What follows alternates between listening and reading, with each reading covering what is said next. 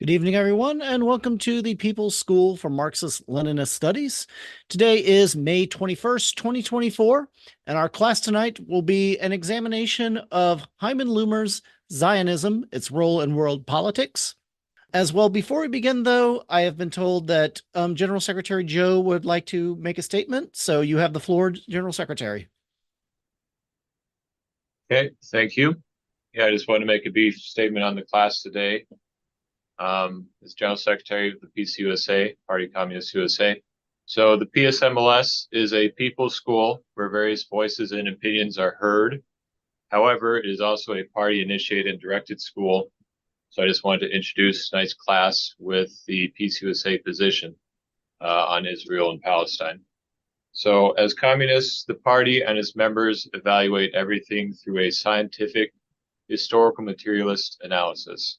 This means that we take care to look not only at the facts, but the context in which those facts came to be and exist. Dialectics tells us that history is governed by the struggle of class forces and that it is constantly in flux. In other words, what was true yesterday is not necessarily true today. At the time, the independence of Israel, as supported by the Soviet Union, the Eastern European people's democracies, as well as other communist parties like the Palestine Communist Party, was viewed as a progressive anti-colonial struggle against British imperialism in favor of the distinct Arab and Jewish national liberation struggles. However, due to attacks following the announcement of the partition plan in November 1948 by the reactionary forces of the Arab monarchs and the Nazi collaborating Arab Higher Commission on one side, the fascist Zionist revisionists on the other side, and their shared British and US imperialist masters, the partition plan did not realize the independence of the Palestinian Arab state, which is of great regret. While the party viewed the independence of Israel to be a progressive and decisive defeat against British imperialism, we understand that the class forces in Israel following were complex, and ultimately the Zionist Mapai Party of Israel took the side of American and British imperialism over their natural allies in the Soviet Union, who were seeking to push Israel and Palestine to form people's democracies. What followed the declaration of independence of the State of Israel was the first Arab-Israeli War of 1948. The Haganah attempted to drive out the invading Egyptian, Jordanian, and Syrian monarch armies, but in doing so, the fascist Zionist forces of the Irgun and the Stern Gang committed atrocities in Arab villages, which compounded the effects of the Israeli military exercises. This tragedy, which is known as the Nakba, which literally means catastrophe, forced the expulsion of 750,000 Palestinians and is considered genocide under today's international laws. Since the 1947 United Nations General Assembly Resolution 181, which is the partition plan, the party position has always been to stand with the Palestinian and Israeli people to demand an independent, democratic state of Palestine, side by side with a democratic Israeli state, which work together to bring peace and economic freedom to the region. We support the right for Palestinian refugees to return to their land, as is mentioned in UN Resolution 242, and for the withdrawal of Israel armed forces from territories occupied in the conflict of 1967. And I'll conclude with this. Communists have never acted out of a desire for revenge. We are working for a working class-based internationalist solution of supporting Israeli and Palestinian communists in their struggle for separating Israel from its reactionary, racist, and anti-democratic Zionist policies. Thank you. Thank you, Comrade General Secretary. We can bring the presentation back up. Okay, so what we will be learning today is we will start with a brief section on who was Hyman Lumer and also about the book itself we'll be discussing today. We will then cover the first section of the book under What is Zionism? Book section 2 will be the in service of imperialism, and the final section will be the spearhead of anti-Sovietism and struggle against Zionism, with spearhead being referred to as Zionism there. All right, and Comrade, you have the floor for the first section. Yep. So here is a brief description and biography of who Hyman Lumer was. So Comrade Lumer was a scientist and a scholar who earned his PhD in the field of biology, and then he became a college professor in Cleveland, Ohio. So as a teacher, he helped organize the teachers union. He soon became fully involved in the union organizing during the CIO drive of the 1930s. And then he became the educational director of the Ohio-Kentucky district of the United Electrical Workers Union from 1947 to 1950. He was a founding member and editor for Jewish Affairs, which, by the way, is on the Communist Party's website, a whole bunch of issues, the CPUA's monthly Jewish magazine. He also wrote many books put out by New Outlook Publishers during the 50s, the 1960s, and the early 1970s, which he passed away in 1976. Comrade Lumer was the National Educational Director of the Communist Party and the associate editor of its theoretical journal, Political Affairs. And of course, he was also an avid anti-Zionist, and this was due to his philosophical schooling in Marxism-Leninism. So next, we'll go to the actual book that we're reading, Zionism, Its Role in World Politics, which was published by New Outlook Publishers in 1973. So a little bit of context is that this was a few years after the 1967 war, which is also known as the Six-Day War. And about this book, this was the view of the Central Committee of the Communist Party USA and their position on the Israeli-Palestinian situation. The position that we're talking about was first developed by the Communist Party of the Soviet Union when no other than Comrade Joseph Stalin led the international communist movement. So the first chapter is, what is Zionism? And we'll start. The nature and roots of Zionism. Political Zionism, whose aim is the creation and perpetuation of a Jewish state, had its origins in the last decades of the 19th century, animated by the upsurge of anti-Semitism in Europe, which accompanied the rise of modern imperialism. It is quite distinct from the older religious Zionism, that is the belief in an eventual return to the Holy Land upon the coming of the Messiah. Its chief forerunner was Moses Hess, who, for a number of years, had become an associate of Karl Marx. I believe they lived on the same street in Belgium. But he later became an ardent Jewish nationalist, and so he had a falling out with Marx, obviously. And in his book, Rome and Jerusalem, published in 1862, he expounded such ideas as these: we Jews shall always remain strangers among the nations. Each and every Jew, whether he wishes it or not, is automatically, by virtue of his birth, bound in solidarity with his entire nation. Each has the solidarity and responsibility for the rebirth of Israel. But at the time, these ideas met with little response and nothing further came of them. The rise of political Zionism as a movement was to come somewhat later, which we will now go to Leo Pensker. So the two classical presentations of the Zionist doctrine are actually from Leo Pensker's Auto-Emancipation in 1882 and Theodor Herzl's The Jewish State in 1896. So Pensker's hook grew out of the sharply intensified persecution of the Jews in Tsarist Russia in 1881, signalized by a wave of pogroms in Kishinev and other localities, and by the imposition of a mass of discriminatory legislation, including confinement to ghettos. Shortly afterward, in 1884, there was launched in Odessa the Hovei Zion, that is like a proto-Zionist group, Lovers of Zion, a society dedicated to the establishment of Jewish settlements in Palestine. Pensker regarded anti-Semitism as biological in nature. He wrote, Judeophobia is a variety of demonopathy, with the distinction that it is not peculiar to particular races, but is common to the whole of mankind.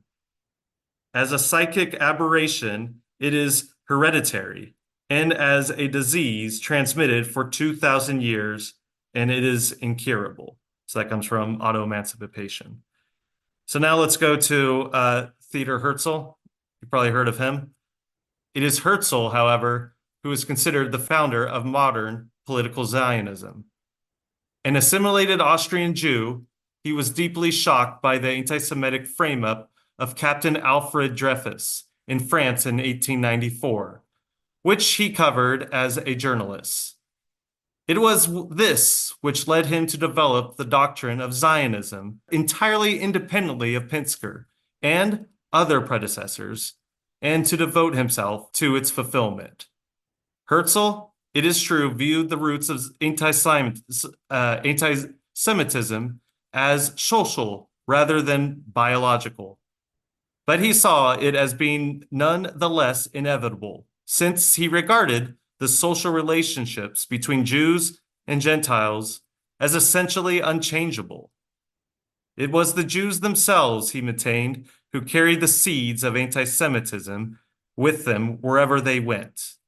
This idea was echoed 50 years later by Chaim Weizmann, the head of the World Zionist Organization, who said, "I believe the one fundamental cause of anti-Semitism is that the Jew exists.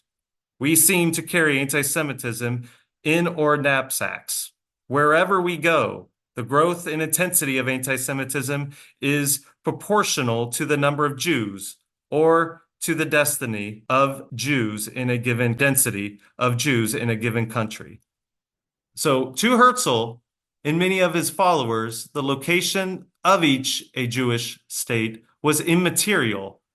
Herzl regarded Palestine and Argentina as equally acceptable, and he fought for the acceptance of a British offer of territory in Uganda in Africa. But to others of his followers, chiefly those from Eastern Europe, a Jewish state could only mean Palestine.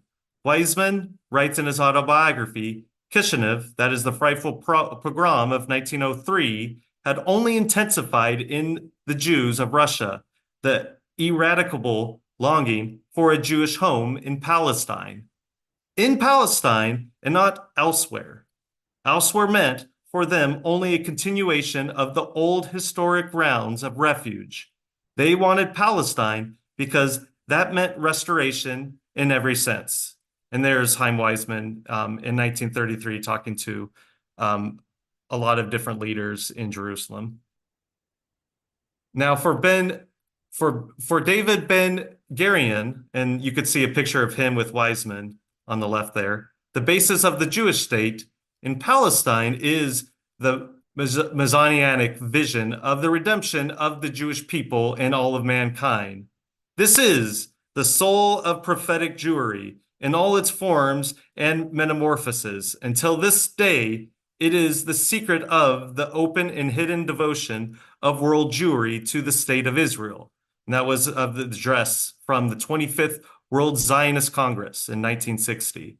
Thus, political Zionism became joined with the older religious Zionism with its Messianic vision of the return to the promised land of the Old Testament.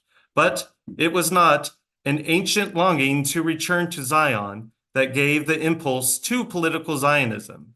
This idea had long existed only as an ossified religious ritual. Next year in Jerusalem, which is commonly said at the end of Passover, was uttered yearly by innumerable Jews who had not the faintest expectation or desire of returning to Jerusalem at any time. That impulse was provided rather by the rise of modern anti-Semitism, of which we have already spoken, originally in the late 19th century and later in its most hideous form in the days of Hitlerism. So Zionism in Israel.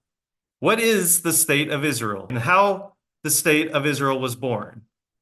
The state of Israel had its origins in the UN resolution of November 29, 1947, which partitioned Palestine into two states, one Jewish and one Arab. It was not, as is maintained in some quarters, a creation of Britain, To be sure, British imperialism encouraged Jewish settlements in Palestine through the Balfour Declaration of 1917, which we have here. It's actually quite short. But it did so only to pit Jews and Arabs against one another in order to perpetuate British rule under the League of Nations mandate. In the later years of the mandate, the British severely restricted Jewish immigration into Palestine, and at no time did they support the formation of an independent Jewish state. The British ruling circles, though, they had surrendered the mandate in 1947 on the grounds that internal conflict made it impossible to exercise it. Imposed the partition of Palestine.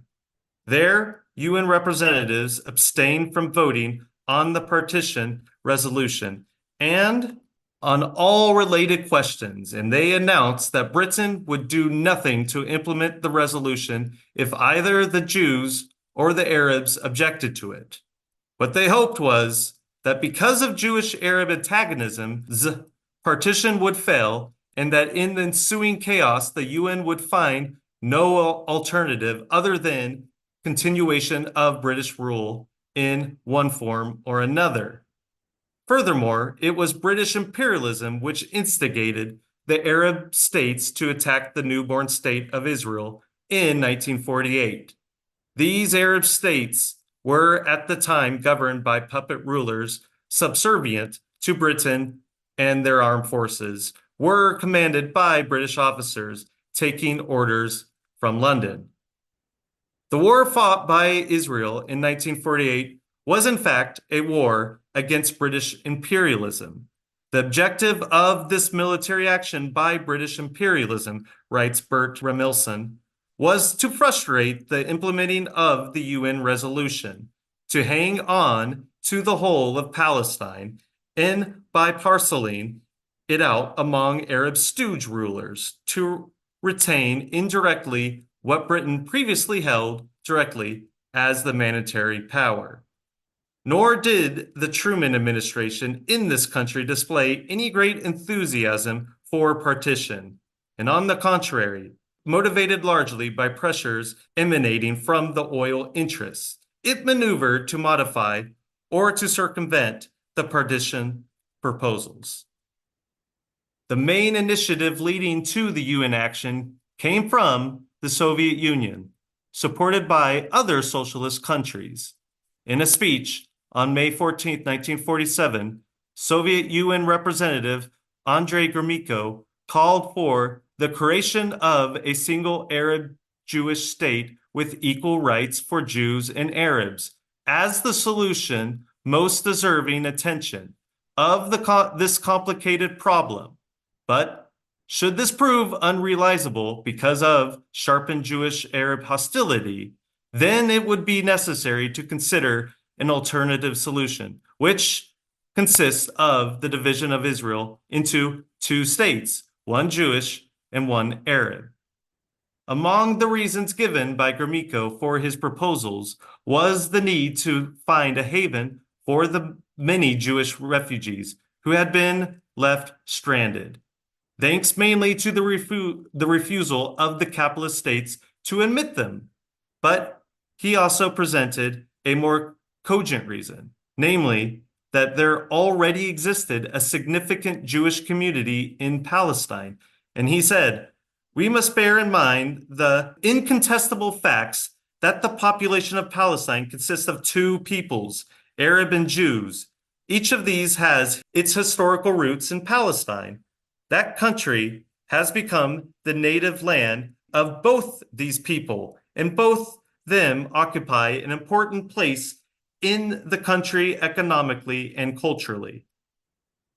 Neither history nor the conditions which have arisen in Palestine now can justify any unilateral solution of the Palestine problem, either in favor of the creation of an independent Arab state, ignoring the lawful rights of the Jewish people, or in favor of the creation of a Jewish state, ignoring the lawful rights of the Arab population. A just settlement can be found only if account is taken in sufficient degree of the lawful interests of both peoples. So, in 1946, there were, in Palestine, about 608,000 Jews, nearly 1/3 of the total population of 1,973,000. These constituted a substantial and distinct Jewish community. To be sure, they were in the main recent immigrants who had come during the war. The bulk of them came, however, not as Zionists usurpers of Arab land, but rather in the face of enormous difficulties as refugees from the horrors of Nazism, most of whom had literally nowhere else to go. And the Soviet Union has always been strongly opposed to the Zionist concept of a Jewish state. But that was not the issue here.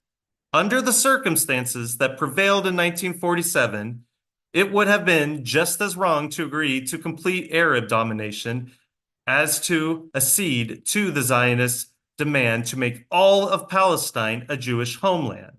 The course proposed by the Soviet Union was therefore the only realistic and just one available.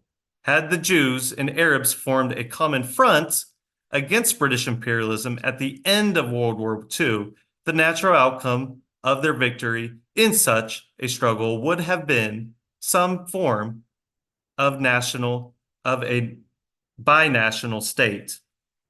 In fact, it was such a possibility that the Soviet proposals envisioned.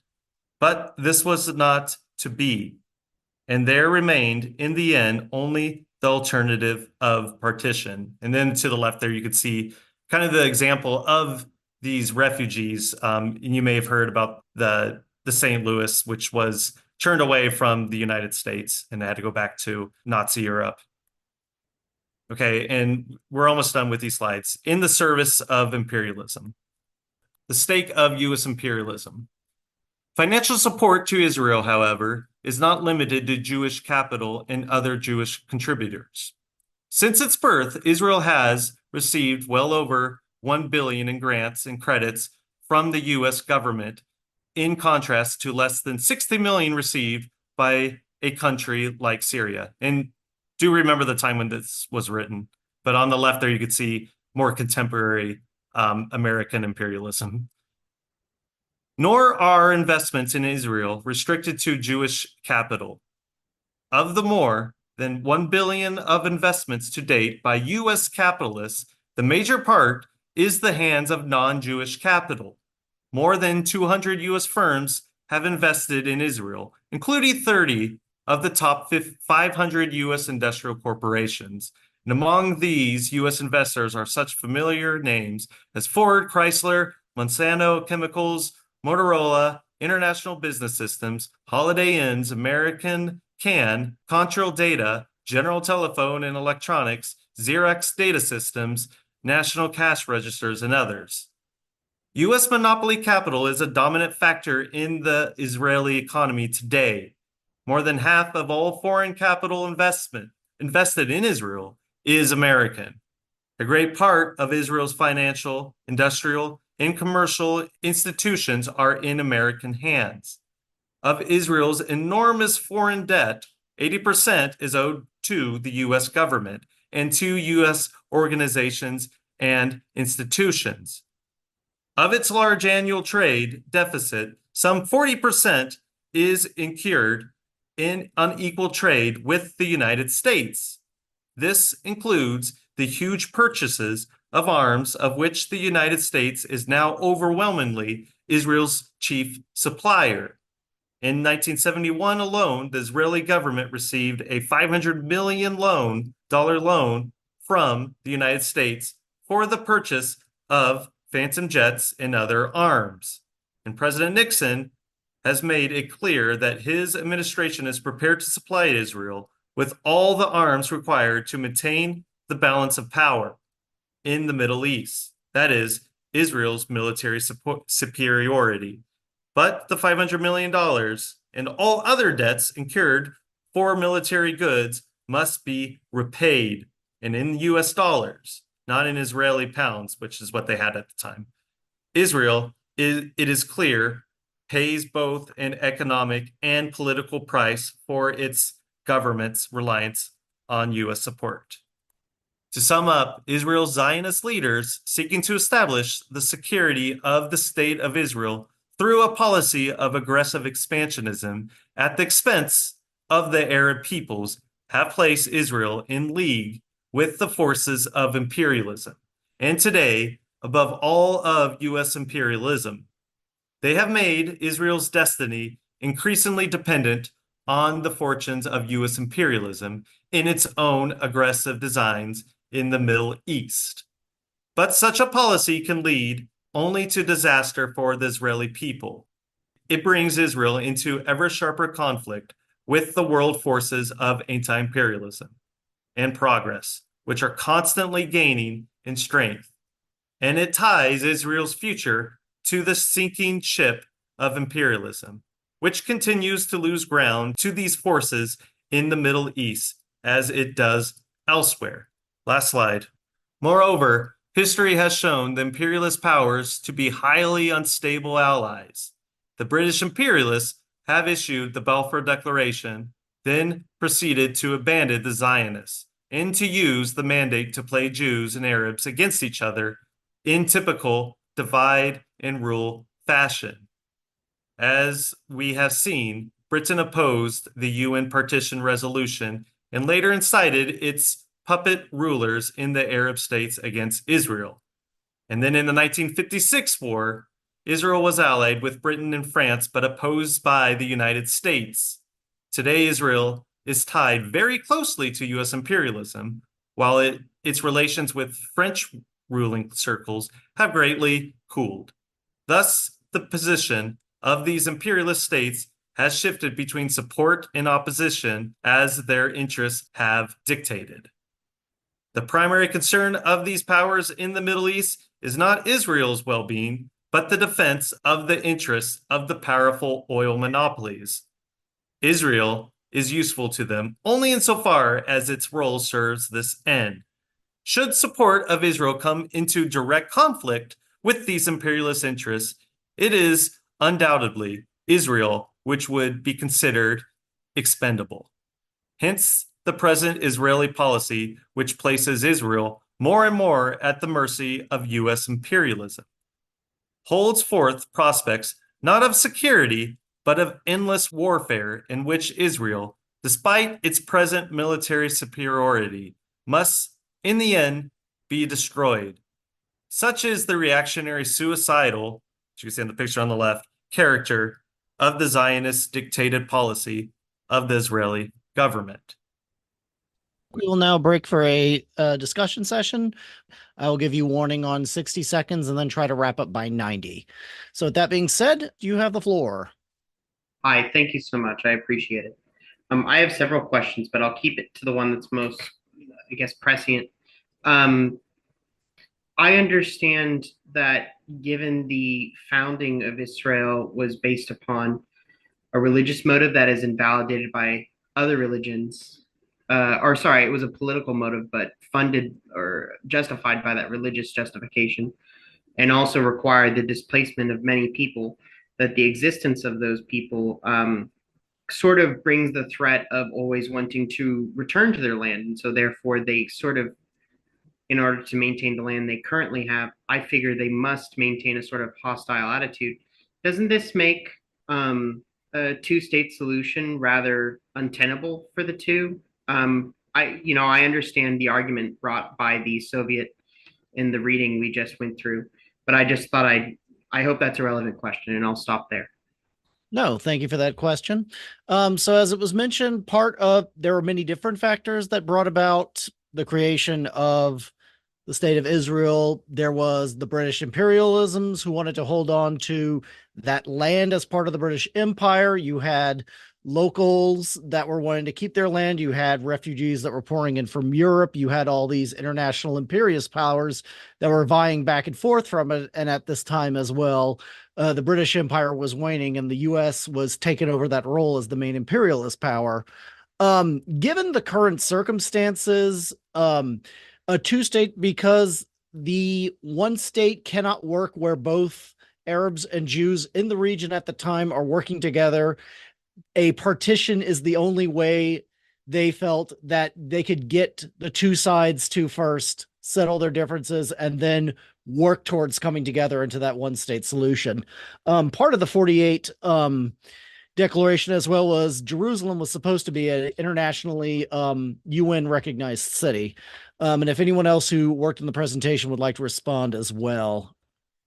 Well, just real quick, I think we're talking about the current events. I think the comrade's question was about current events. My apologies. And you know, that is something for another class. However, you know, just think about what it means to Stalin when he talks about the national question and what a people is, and that might help you. But we will bring that up in another class on Zionism. This is specifically about Zionists, the Hyman Lumer book and its role in world politics. That's all. Hey, I'm a little bit confused. It was stated that there was no place for the European Jewish population to go, but in USSR had existed a bureau, the pronunciation of this. Yeah, there we go. Azerbaijan. There was a crushing defeat of the Axis forces in Ethiopia at the time. And Jewish people have still lived there to this very day. In fact, some Zionists have actually moved from Ethiopia to work in the Israeli forces. Yeah, I'm confused by that statement that there was no place for them to go. So this was at the end of the Great Patriotic War. A lot of Western Europe was in ruins or had Nazi collaborative governments that had sold a lot of the Jewish population to the Nazis. The Eastern Front was an entire wreckage as well, with large populations that had been rounded up or fled, or many that had been fighting in the Red Army. In that sense, that what they are describing as no place to go is they may go back to there, but there was a sense at the time that many Jewish people had that there's no place for them to go in their old homes in Europe because they were either destroyed or they had been run out by the Nazis. Yeah, real quick. There were lots of Jewish refugees that went to all different places. A lot went to the U.S., a lot went to Britain, and a lot of them went to Palestine to migrate. And there were places like Azerbaijan too. That I don't know the number of refugees that went to Russia, but for whatever reason, and just the displacement of people, they didn't all just go to one place. That never happens with, displacement, but that's all. Thank you. Thank you for the comment. Comrade Andrea, you have the floor. I was just curious, who or what system decided that particular partition, because it doesn't look very advantageous for the Palestinian population to be in three separate, unconnected chunks. Does anybody have any more information? And was it meant to make them less viable as a country? Thank you. Yeah, so what you had formed in May of 1947 was the UN Special Committee on Palestine. What this committee did, and it was made up of neutral parties all over. The leading ones that supported partition in this committee was People's Czechoslovakia. But in this committee, it was their task to go through city by city, town by town, village by village, and determine what the demographic makeup was. There were issues with what they finally settled on, but that was because the Arab side didn't get full representation. And why didn't they get full representation? It was because the Arab Higher Committee, which was led by the Nazi collaborating Grand Mufti of Jerusalem, boycotted the UN. 60 seconds. He told the Arab people they are not to speak with the UN. And that is why there was a misrepresentation in the partition plan. Thank you. Yeah, just a quick comment and a question. I remember reading that first section on how Israel was born, and I just remember reading that, and it was almost kind of like a light bulb went off. I guess a lot of things started to kind of maybe make sense. I think Angela even might have remembered when I called him, and I was like, "Hey, I just read this part of the book," and I was kind of excited because I felt like things were maybe starting to make sense. And then kind of a question. I noticed they mentioned Argentina as another country. I was just curious, what was the connection with Argentina? Largely that was all. Thanks. So both Palestine as well as Uganda, and if I'm not mistaken, it was the Patagonia region of Argentina were the considerations of let's establish a Jewish homeland here. But both Argentina and Uganda did not materialize. Okay, it is 7:45. We'll take two more hands and then we'll go to the next section. Comrade, you have the floor. Yes, I want to touch on something said earlier. Okay, so in the emigration from Europe to Palestine of Jewish people began in 1920. Before 1920, you got 5% of Jewish people in Palestine. 19 or to 20 years later, you have 1/3 as dead. Okay, that started the chaos. It was like a Nakba by stages. It started the chaos and the civil war.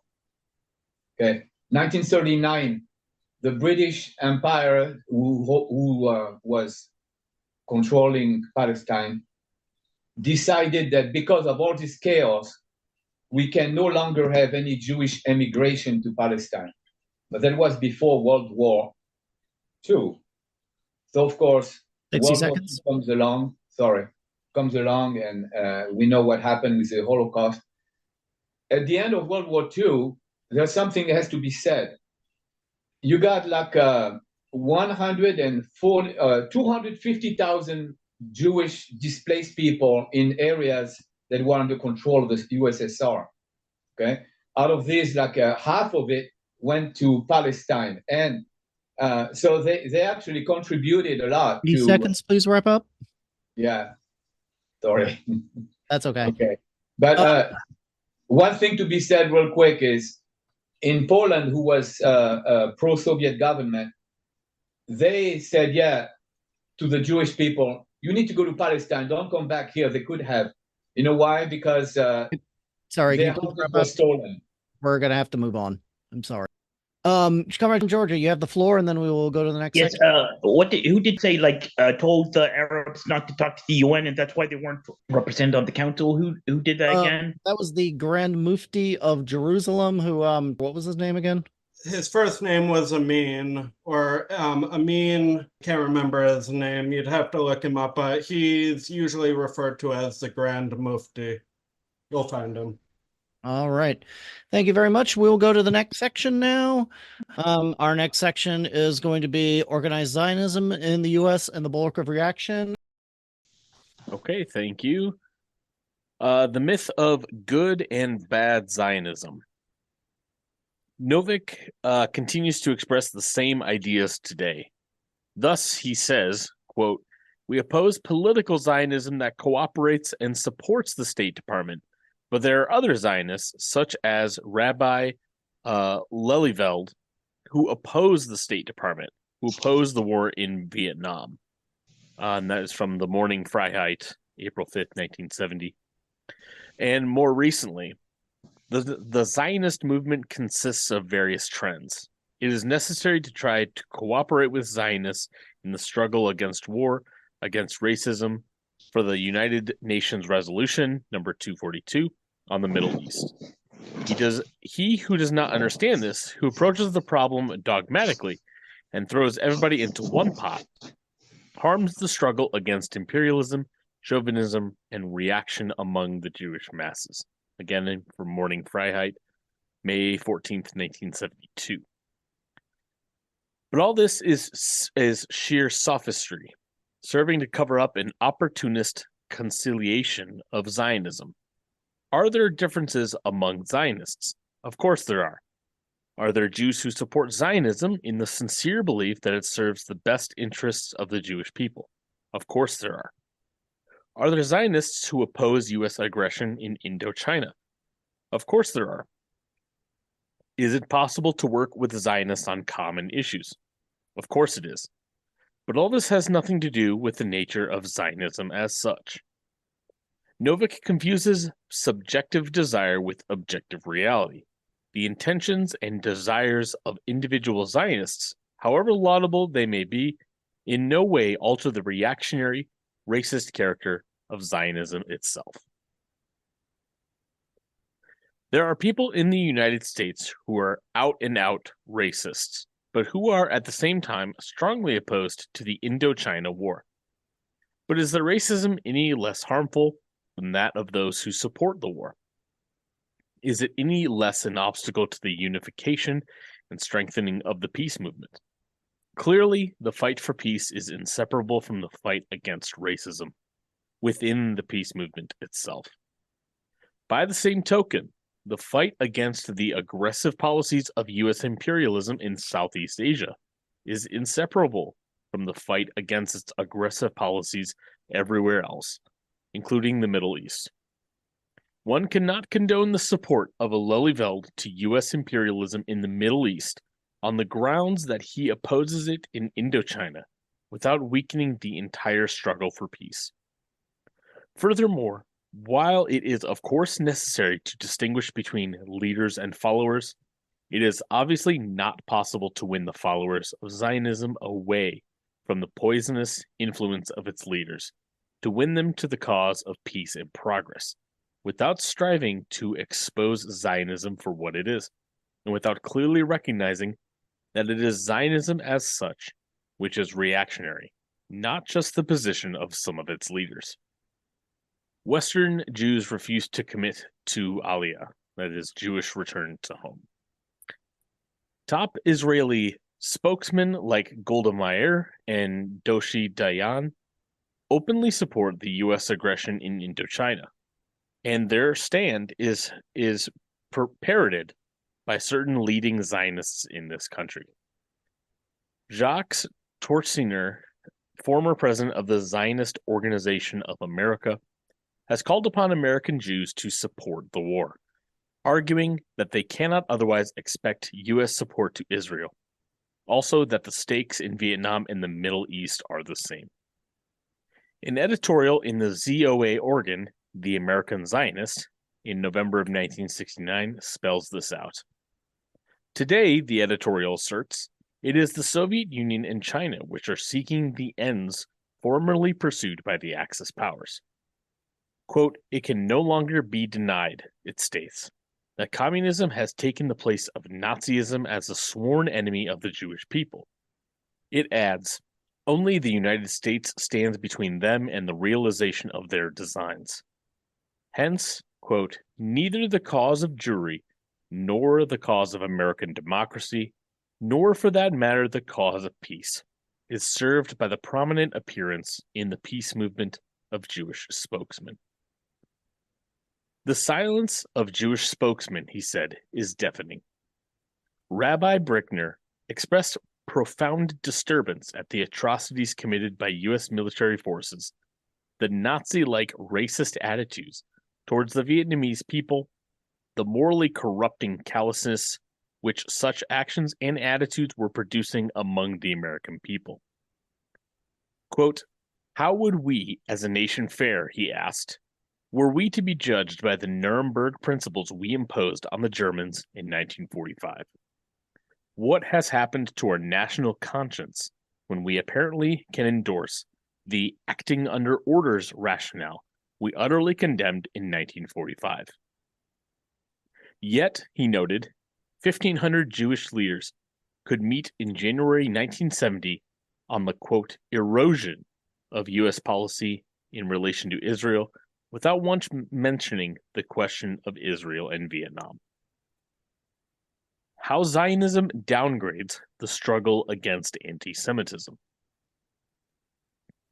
Actually, Zionism gives encouragement to anti-Semitism. First, it accepts the premise of the anti-Semites that Jews can never become full citizens of the lands in which they live. Illustrative is the following statement by Dr. Farrell Broslowski, chairman of the Los Angeles chapter of Americans for Progressive Israel Hashomer Hatzair. In America, as in every diaspora situation, Jewishness is a socially defined set of attributes forced upon individuals according to the dictates of society. It is not possible for the individual to assert himself subjectively as a Jew, nor is it possible for the individual to escape being objectively defined as a Jew. The social system removes the element of choice and forces a functional definition upon the individual. Since one cannot help be defined as a Jew, his only choice is to struggle against the social definition as a form of existential self-assertion. In the United States, most Jews have refused the option of struggle and have acquiesced in the system's objective definition for the sake of material benefits and the illusion of assimilation. But no matter how much the Jews attempt to become thoroughly assimilated into American society, the tension between the subjective and objective definitions prevents his acceptance by the rest of society. He may seek to deny his heritage, but the social system persists in identifying him as the Jew. As the social system objectively needs the Jew, so the Jew must continue to exist. He has no choice. That is from Those of Us in Babylon, Israel Horizons, November 1971. This is simply an elaborate way of saying that the Jew must continue to be singled out as an alien element in American society, no matter what is his desire to be accepted. It is, in effect, a sort of anti-Semitism in reverse, attributing to non-Jews as such the very same incompatibility that anti-Semites attribute to Jews as such. That is, Zionism and anti-Semitism both are rooted in racist concepts. And this is continued on that topic. We complain today that the non-Jewish world did not take an effective moral and political stand against the Nazi regime, but embarked instead upon years of appeasement and had to pay the price with the Second World War. Historically, these charges are completely justified, but no less justified is the self-accusation of our people, which irresolutely and myopically watched the coming of the greatest catastrophe in its history and prepared no adequate defense. We cannot offer the excuse that we were attacked unexpectedly. Everything Hitler and his regime did to us had been announced with cynical candor beforehand. Our naivete and complacent optimism led us to ignore these threats. In this mortifying chapter of Jewish history, there is no excuse for our generation as a whole or for most of its leaders. We must stand as a generation not only condemned to witness the destruction of a third of our number, but guilty of having accepted it without any resistance worthy of the name.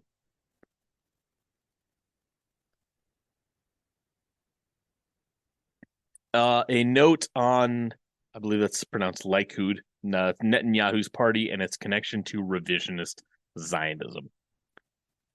Likud, meaning the Consolidation Party, is an extreme right-wing party that has its roots in revisionist Zionism. It began as a coalition in 1973 of right-wing parties such as the revisionist Heirut or Freedom Party. In 1988, it became an official party. Menachem Begin, who was a student of revisionist party founder Vladimir Jablonitsky, led the right-wing terrorist group Irgun, which would then create Heirut Party as a political arm. This is a section called A Fascist Gang. The natural spawn of this reactionary trend is the so-called Jewish Defense League, embodying the extreme right wing of Zionism. Originating in the mid-60s as a vigilante group in Brooklyn, New York, ostensibly for the protection of Jewish residents from black muggers, since 1968 it has blossomed forth under the leadership of the notorious Rabbi Meir Kahane in its present form. that of a gang of fascist hoodlums of Jewish brown shirts. As of late 1971, the JDL claimed a membership of some 14,000. In an interview with J. Anthony Lucas of the New York Times Magazine in November 21st, 1971, Kahane stated, "In the New York City metropolitan area, we have 51 chapters, a little over 10,000 members, a little over 14,000 nationally. We have groups in Boston, Philadelphia, Miami, Chicago, Detroit, Cleveland, St. Louis, Houston, Albuquerque, Los Angeles, and San Francisco. In Canada, we have them in Montreal and Toronto. In Europe, we have them in London and Antwerp. In pursuit of its aims, the JDL has been guilty of a shocking series of outrages and crimes. Space forbids a cataloging of these here, but by an admittedly incomplete count, the list as of February 1972 includes 14 bombings, 34 cases of assault and injury, 1 attempted hijacking, 11 instances of vandalism, 19 instances of rioting, 10 invasions of offices or meetings, 7 disruptions of cultural events, 15 cases of arms violations, and about 1,200 arrests for disorderly conduct." That's from Rick Nagin, A Force for Fascism, World Peace, February 19th, 1972. Most shocking are the bombings and attempted bombings, whose targets include the offices of the Palestine Liberation Organization, the New York Aeroflot Office, the Soviet Embassy, the Iraqi UN Mission, the national headquarters of the Communist Party, the offices of the Soviet trade agency Amtord, the Soviet UN Mission residence in Glen Cove, Long Island, and the Washington headquarters of the Soviet news agency TASS. Each case was accompanied by anonymous telephone callers crying, "Never again," the JDL slogan. Especially outrageous were the following incidents. On October 20th, 1971, 4 shots were fired from an adjacent roof into an 11th floor room of the Soviet UN mission in New York, in which 4 children were sleeping. Fortunately, none were hit. Spawn of Zionism and historic roots. The JDL is not some sort of fortuitous aberration. It is not an accidental development. On the contrary, it is the logical outgrowth of present-day Zionism and its increasingly reactionary trend. Its views are basically those of the, quote, respectable Zionist organizations, carried to their extreme limits. Does the JDL advocate the removal of as many Soviet Jews as possible to Israel? So do the others. Indeed, it is they who are leading the drive. Does the JDL inveigh against, quote, black anti-Semitism? So do the others. Does the JDL fully support the expansionism of Israel's rulers? So do the others. And so on. The JDL's complaints is that the others do not conduct a real fight on these questions, and especially that they are derelict in the struggle to, quote, save Soviet Jews. It defends its own methods as being both necessary and effective. If the ideas of the JDL are not a mere isolated aberration, neither are they something new. The JDL has its historic roots in the revisionist party headed by Vladimir Jablonetsky, the original embodiment of the extreme right wing of Zionism. This heritage is acknowledged by Kahane in his book. Jewish youth, he writes, should be taught about the great heroes of the Jewish people. And who are these heroes? None other than Jablonetsky and his most fanatical followers. It was Jablonetsky's followers who, in the days of the British Mandate, organized the terrorist groups Irgun Zvi Leumi and the Stern Gang, the former of which was responsible for the ghastly massacre of hundreds of Arab residents in the village of Deir Yassin in 1948. It is their tactics which serve as the model for the terrorist gangster methods of the JDL today. To conclude, it is important to emphasize once more that the JDL is not an isolated aberration, but it is an integral part of the Zionist movement. Its own reactionary role derives from that of Zionism as a whole, not excluding its so-called, quote, left or socialist sector. The JDL is but Zionism in its ugliest garb. While others in the Zionist camp may sincerely repudiate it, therefore they cannot do so on fundamental grounds, but can only deplore its methods as reprehensible and harmful to a common cause. Above all, they are incapable of comprehending its essentially fascist character and of combating it on these grounds. Hence, to conduct a serious struggle to put the JDL out of business, it is necessary to fight against the reactionary trends within the Jewish community generally, which means that it is necessary to do battle against Zionism itself. Thank you, Comrade Michael. We'll break for a short discussion round. Due for time, please limit your comments to 60 seconds. I will give you a 30-second warning and then try to wrap it up by 60. You have the floor, sir.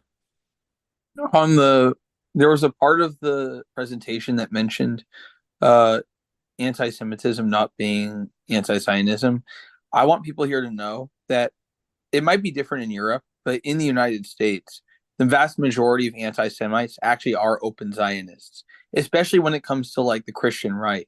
The whole reason they even support Israel in the first place is because they believe that Israel's wars will bring about an Armageddon, which will then destroy the Jews, and unless they all convert to Christ.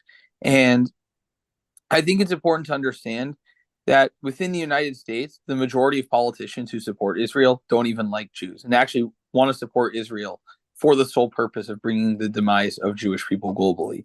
And even the British imperial policy of letting Jews migrate to Palestine was about eventually bringing the demise of Jewish people. Also on that note, some of the Jews believe the Messiah will come back at that time, while some of these fundamentalists believe that Messiah is actually the Antichrist. So it's kind of a weird cycle like that. Yeah, this class was very timely. I think I may have shared this with some of you. My brother is leaving in July to go to Israel.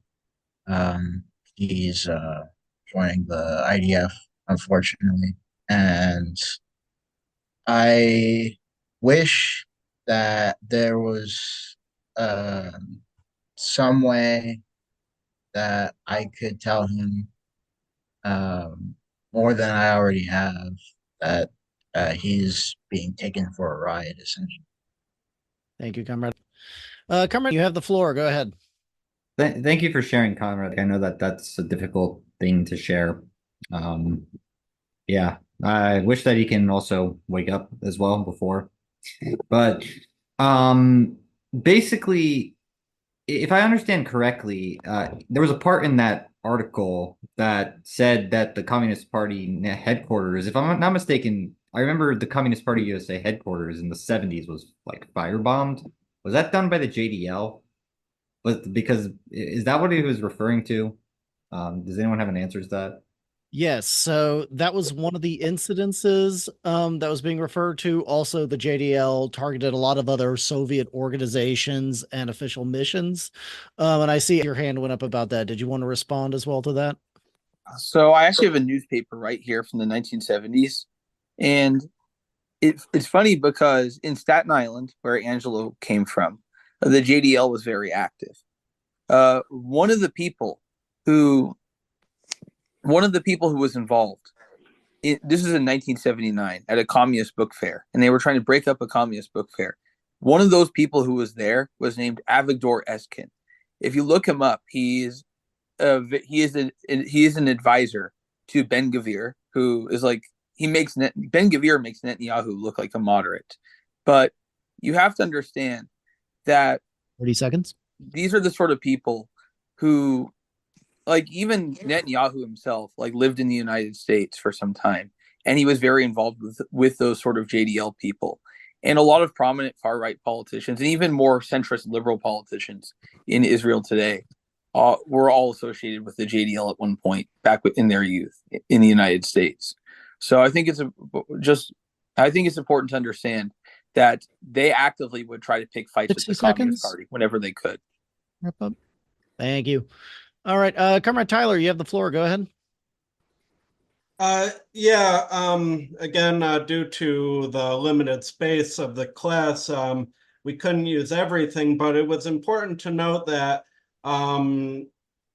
two of the declared enemies of the JDL, the Jewish Defense League, were what they called the anti-Zionist black racists. So they were very racist against especially black communists, and they were very anti-Soviet.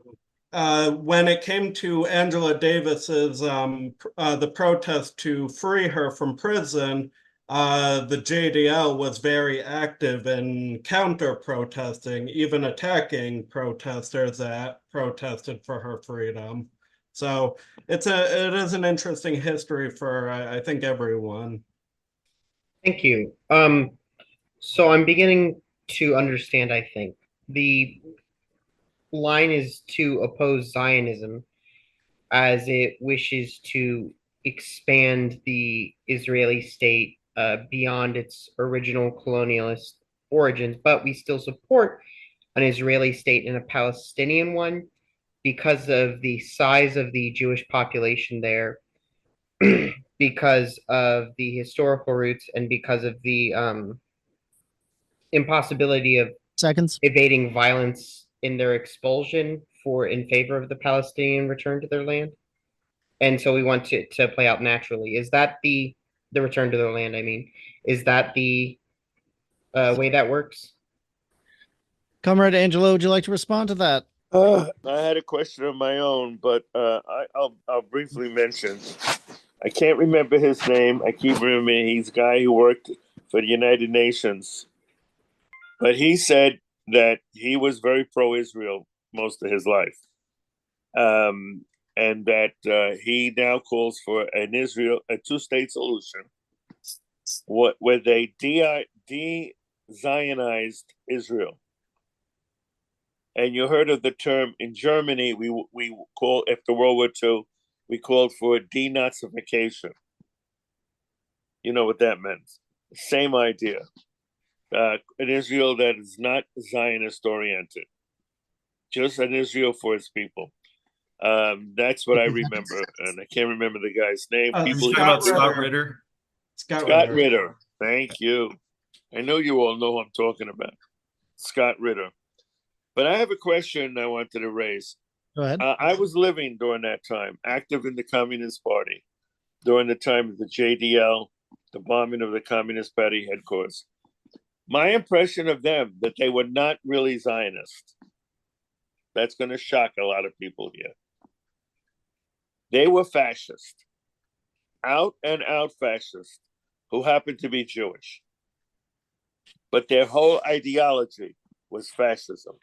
And that's why they were opposed to communists. That's my experience with them.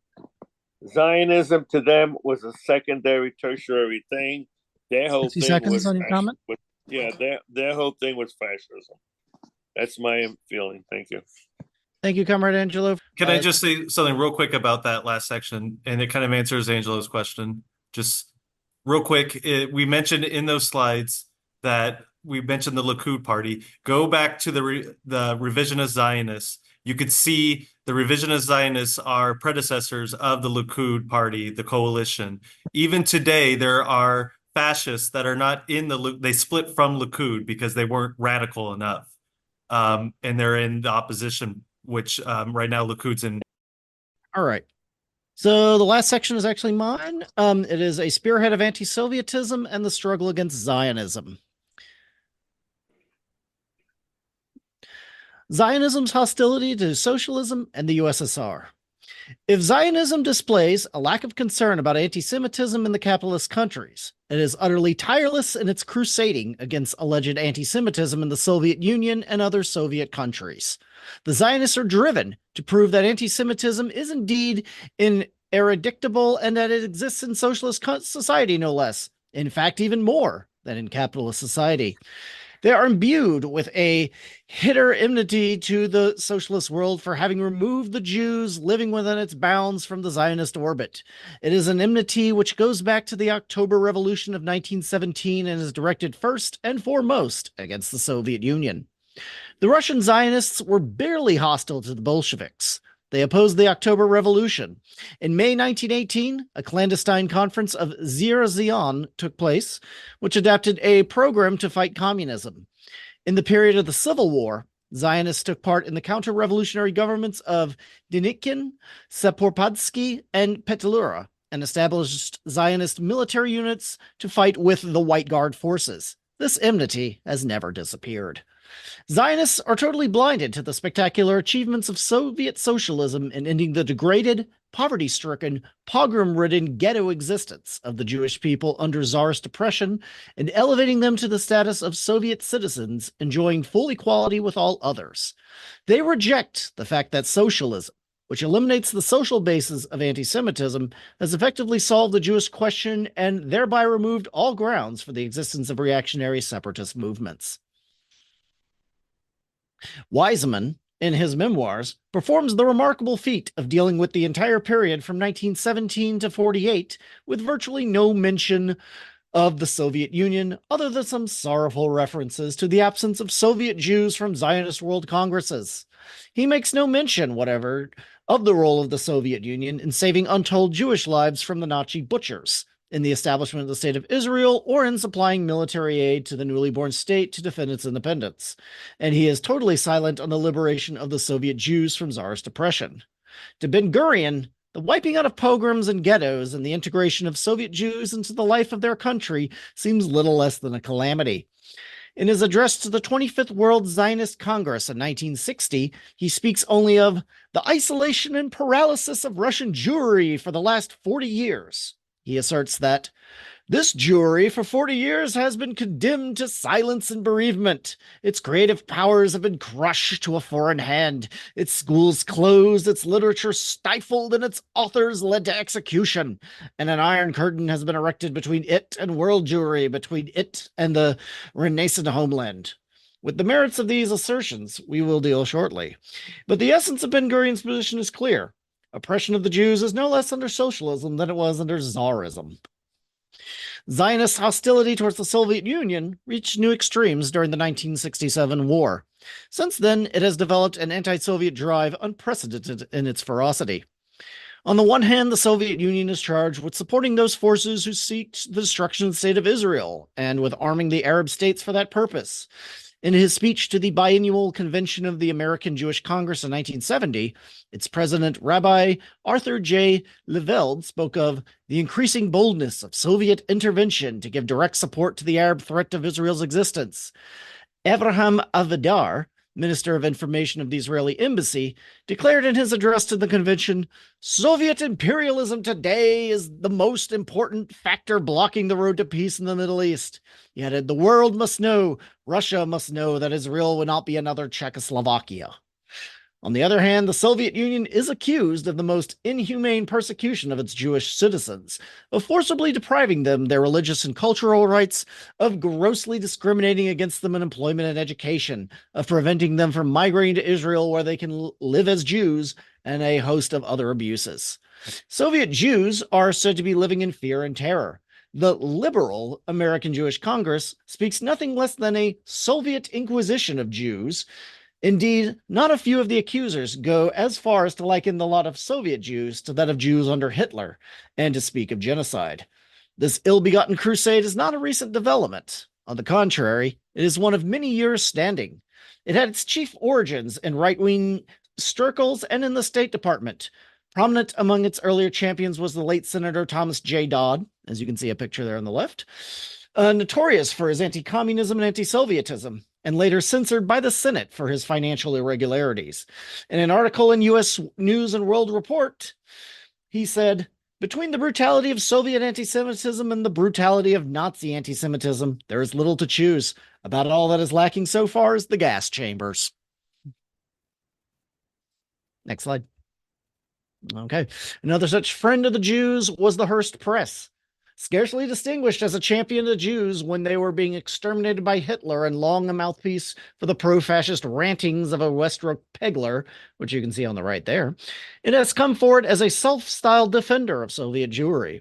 A series of articles by one Leslie L. Whitman in 1964 spoke of Soviet Jews as living under unrelenting terror, referring to the bloody religious persecutions of past centuries. Whitman wrote, "Imagine that only 20 years ago such a bloodbath had drowned your brethren, and imagine that already now, today, the specter of more such horror was abound in the land. That is what is to be a Jew in Russia."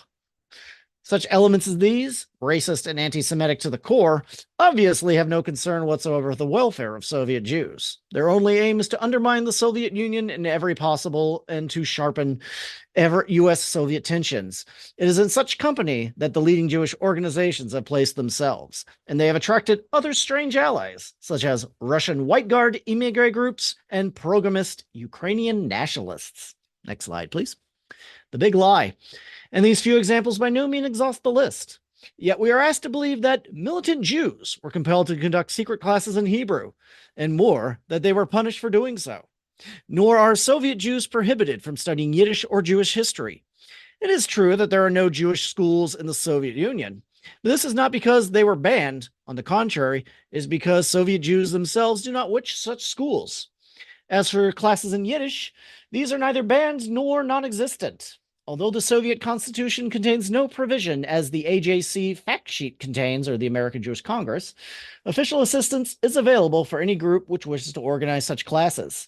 For example, Soviet news sources reported in early 1971 that special courses in Yiddish had been organized in Leningrad by a group of parents. The authorities had aided them in getting teachers and classrooms, for which they paid a nominal fee. Not surprising, the demand for Yiddish classes is small.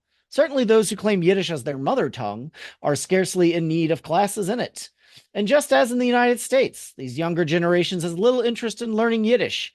To those who bewail the absence of Yiddish education, it should be pointed out that in this country, secular Yiddish schools are virtually non-existent. The suppression of Yiddish in the USSR, it is maintained, is demonstrated also by the relatively small number of books published in that language.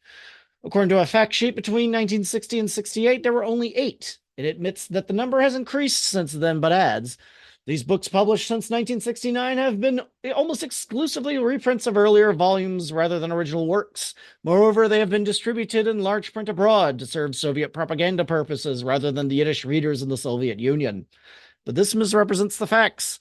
Between 65 and 70, no less than 30 books in Yiddish were published, many of them new works by present-day writers, and they can be obtained in Moscow as well as in New York. Moreover, these critics ignore the question of the quality of what is published, not only in these books, but in the voluminous output of Sowjetische Heimland, which you can see in the middle there, a monthly literary journal with a circulation of more than 25,000 and with a reputation for high literary standards. In the 10 years of existence, it has introduced the works of more than 100 Yiddish writers, and it has held numerous readers' conferences which discuss literary matters, among other subjects. What is especially noteworthy in this picture is the comparatively small number who said they left because of anti-Semitic treatment in the Soviet Union. This in itself testifies to the falsity of the charges that Soviet Jews are subjected to persecution and terror. The foregoing account, which is certainly far closer to reality than the fantasies of the would-be saviors of Soviet Jews, clearly belies the contention that the average Soviet Jew seeks only to get out in order to escape his torment. Nevertheless, the clamor continues unabated. The mere fact that some 10,000 Soviet Jews migrate to Israel in 1971 rather than, say, 100,000 is offered as proof that no real loosening of restrictions has taken place. Furthermore, the Soviet Union is charged with harassment, intimidation, and even imprisonment of those who demand the right to leave. The demand persists for the complete removal of all restraints of immigration, with repeated appeals to the UN Declaration of Human Rights, to which, it is noted, the Soviet Union is a signatory. It is true, of course, that the Soviet Union and other socialist countries follow a policy of restricting immigration, not only of Jews, but of all citizens. Immigration is not regarded as an automatic right. But why such a policy? One reason is the insistent effort of the capitalist ruling circles, and above all, those of the United States, motivated by profound hostility to socialism, to undermine the economies of the Soviet countries in every way possible. Among other things, they have striven to drain these countries of skilled, technical, and scientific personnel, as well as to acquire a succession of immigrants and defectors to be used as propaganda instruments against the socialist lands. The CIA and other official agencies of subversion devote much of their energies to the achievement of these aims. Under such circumstances, to allow immigration would be fatal to the building of socialism. This, the German Democratic Republic learned at great cost when the open border between East and West Berlin was used by the Bonn regime in a systemic campaign, financed with US dollars, to plunder it of manpower, goods, and finances. Only by building the Berlin Wall and severely restricting immigration did it become possible to halt this and thereby to register the great achievements in the building of socialism which have since occurred in the GDR. But this is not all. On the arrival of the Soviet immigrant to Israel, after initial processing, is assigned an apartment. However, the apartment most often turns out to be not located in an urban center like Tel Aviv or Jerusalem, but in some development town like in the Negev, miles away from anywhere and devoid of cultural life. In many cases, it is also far from the relatives whom the immigrant wants to rejoin. To Soviet Jews, accustomed by the availability of extensive cultural facilities, this is an added blow. It is worth noting that the Israelis themselves generally shun these towns, hence the availability of apartments in them. In addition, the financial assistance given to the newly arrived immigrant is mainly in the form of loans. These may cover travel expenses in coming to Israel, expenses connected with obtaining and furnishing an apartment, and other outlays. These are substantial sums which the immigrant is required to repay over a period of time. Should they change their mind and decide to return, as we have noted, they must repay the loans in full before they are permitted to go. Finally, those Soviet Jews who migrate to Israel because they seek Jewish culture, which to them means Yiddish, quickly learn that nowhere is the use of Yiddish discouraged as it is in Israel. Some reports that when they address questions to Israelis in Yiddish, they are not infrequently told to speak Hebrew, not Yiddish, and they find that Yiddish theater, literature, and music are at a low ebb. Yet the Zionist ruling circles conduct an all-out campaign to get Soviet Jews to go to Israel on the grounds that Yiddish culture is being stifled in the Soviet Union. What irony.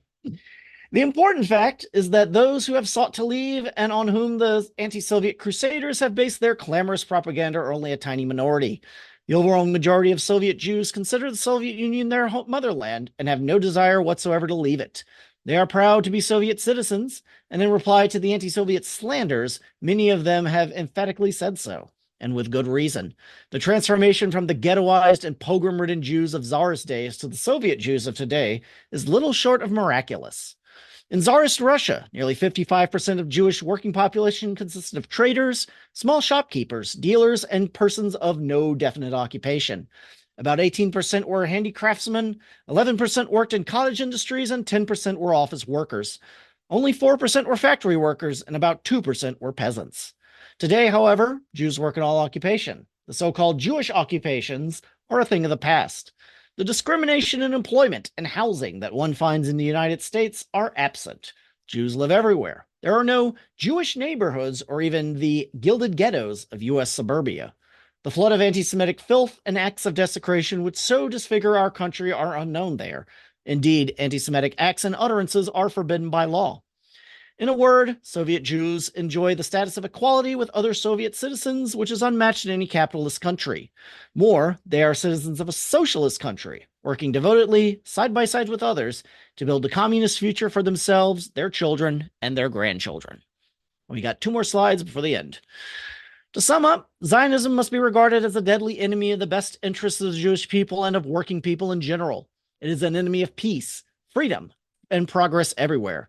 It must be thoroughly exposed and its poisonous influence on the Jewish masses abolished. Moreover, an end must be put to the pro-Zionist mythology, which is so diligently cultivated among the people of the United States as a whole.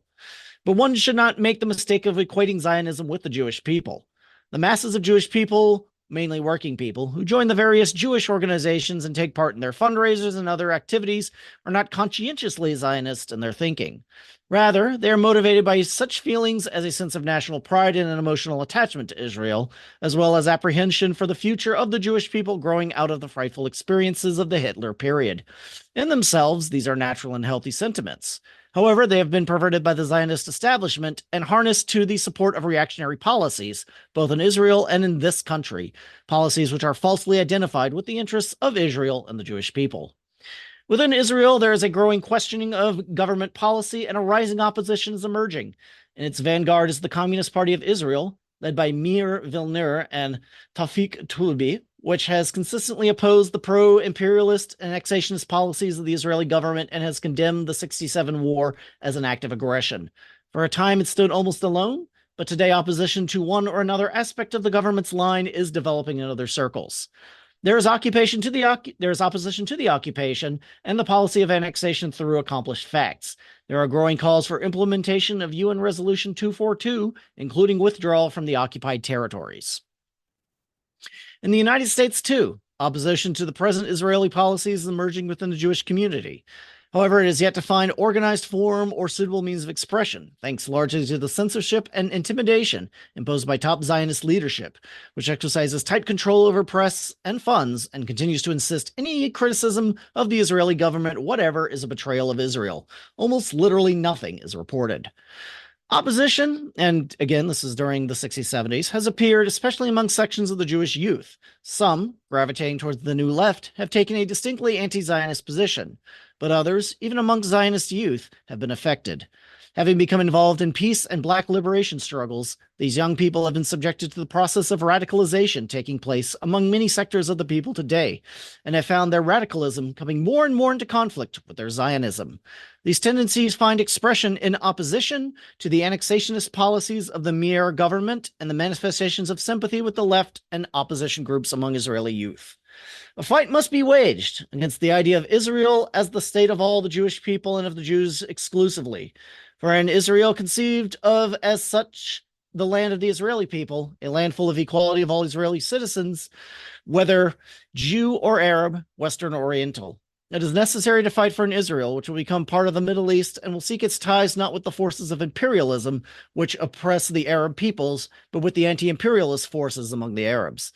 It is necessary to strive for Israeli independence of foreign monopoly capital, for economic relations with the socialist countries, and for the achievement of economic independence as the only foundations for a viable economy and a secure future. It is necessary to press for the recognition for the right of self-determination of Palestinian Arabs, including a just solution to the refugee question. It is necessary, in a word, to fight for the de-Zionization of Israel. The unfolding of such struggles is the task of the Israeli people in the first place, but not of the Israeli people alone. In the United States, the heartland of world imperialism and the home of the world's largest Jewish community, the fight against Zionism takes on exceptional importance. It is here, above all, that the dangerous machinations of U.S. imperialism in the Middle East must be combated. It is here, next to Israel itself, that the pressures to compel a basic change in Israeli foreign policy must be generated. And it is here that the struggle against the slanderous attacks on the Soviet Union and other socialist countries must be focused. The great hoax perpetuated by Zionism on the Jewish people, indeed, on all the people of our country, can and will be exposed. All right. Well, thank you. We will go to our final discussion round. You have the floor. Go ahead. Yeah, just briefly, I had a correction to what Angelo said in the last discussion. I mentioned Scott Ritter supporting a two-state solution. That was true at the beginning of the current genocide, but seeing the genocide and listening to Palestinian people and Palestinian sources, he actually changed his position to a one-state solution around December or such. Thank you. Yeah, so a lot of people are confused about our position. We're not wedded to Israel and we're not wedded to Zionism. And when a lot of people say they're for a two-state solution, they're wedded to the two-state solution. We're not. The argument, basically, what we're doing is simply saying that, like, it's only out of practical necessity and nothing else. And eventually we do want a one-state solution. But but first, internal political changes have to happen. So essentially we're saying, like this is our party's position, by the way. Eventually we do want a one-state solution after major political changes have happened within Israel. And then eventually down the line one does happen. Okay, thank you.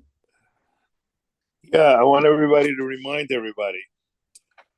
The United Nations had a meeting last week where Indonesian representatives spoke at length, and he called for a two-state solution.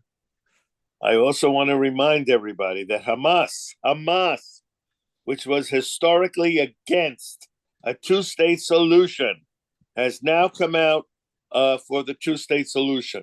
I want to clarify that with everyone. So things are still moving in motion. 30 What one seconds. person says on Monday, they may have a different view on Thursday. And that's what we call dialectics, by the way. Thank you. Thank you. So I see the last section dealt with this, but I wanted to clarify this terminology, neocolonialism. Israel is being puppeted by the U.S. A lot of anti-Semites want to be like, oh no, Israel is puppeting the no. The United States imperialistically is neocolonialistically puppeting Israel.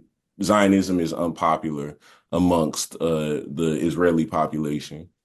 Thank you. Really quickly, it's just a comment on anti-Semitism in the Soviet Union. A video titled "Anti-Semitism in the Soviet Union" by the Yiddish Book Center has a very interesting testimony to give on the measures against anti-Semitism in that Soviet Socialist Republic. And finally, if you are messaging me, I can't actually say anything, but I would like to connect with you. So again, thank you for allowing me to make my comment. Thank you. Yes, comrade. Palestine, for 600 years, it was a province during the Ottoman Empire. It wasn't a state, but it was a province. It was a one province from the river to the sea, one multinational province. Political Zionism is Israel. Israel is political Zionism. If you're going to de-Zionize Israel, guess what you get? You get one multinational state for Jews, Arabs, Christians, 30 seconds, living please, in peace and harmony.